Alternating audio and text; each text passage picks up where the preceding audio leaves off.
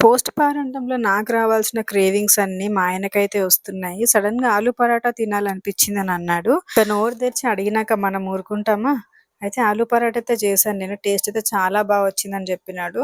So, రెసిపీ‌లోకైతే ఎళ్ళిపోదాం. నేనైతే ఇంట్లోని ఇంగ్రీడియెంట్స్‌తోనే చాలా ఈజీగా అయితే చేసినాను. ఫస్ట్ అయితే మనం ఇట్లా పొటాటోస్‌ని బాయిల్ చేసుకోవాలి. తర్వాత ఇట్లా పీల్ తీసేసుకోవాలనమాట. మధ్యలో నుంచి ఇట్లా ఘాటు పెట్టుకుంటే పీల్ అనేది తొందరగా వచ్చేస్తది మనకి. సో, మంచిగా ఇట్లా స్మాష్ చేసుకోవాలి పీల్ తీసేసిన ఆలూస్‌ని మొత్తం. ఇట్లా మంచిగా స్మాష్ చేసుకున్న ఆలూస్‌లో కొంచెం పసుపు, కలర్ కోసం ఏసుకోవాలి. నెక్స్ట్ ఉప్పు, కారం, అల్లం వెల్లుల్లి పేస్ట్, జీలకర్ర ఏసినా నేనైతే. వాముంటే వామేసుకోండి టేస్ట్ ఇంకా బావుంటుంది.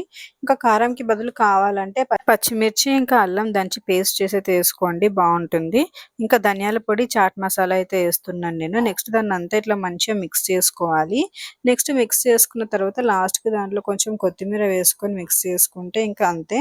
మన స్టఫింగ్ అయితే రెడీ అయిపోయిందనమాట. నెక్స్ట్ ఇట్లా పిండిని తీసుకొని మంచిగా ఇట్లా గుంతలాగా చేసుకోవాలనమాట. దాంట్లో అయితే మనం చేసుకున్న స్టఫింగ్ అయితే పెడదాం ఇప్పుడు. స్టఫింగ్ ఎప్పుడు మనం పిండి ఎంత తీసుకుంటామో స్టఫింగ్ కూడా అంతే తీసుకుంటే మంచిగా స్ప్రెడ్ అవుతుంది. ఇంకా ఎక్కువ టేస్ట్ అయితే ఉంటుందనమాట. లేదంటే మొత్తం పిండి పిండిగానే ఉంటుంది స్టఫింగ్ తక్కువ అయితే. స్టఫ్ చేసుకుందంతా ఇట్లా మనం పొడి పిండి వేసుకొని పరాటాలాగా ఒత్తుకోవడమే అనమాట. ఇట్లా పొడి పిండి వేసుకుంటే కింద అతుక్కోకుండా ఉంటుంది.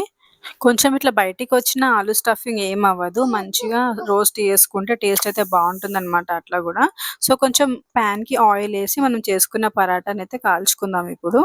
2 సైడ్స్ మంచిగా రోస్ట్ చేసుకోవాలి పరాటాని. నెక్స్ట్ మన ప్లేట్‌లోకి తీసుకొని రైతాతోనైతే సర్వ్ జేసుకోవాలి. సో, మన టేస్టీ టేస్టీ పరాటా అయితే రెడీ అయిపోయింది.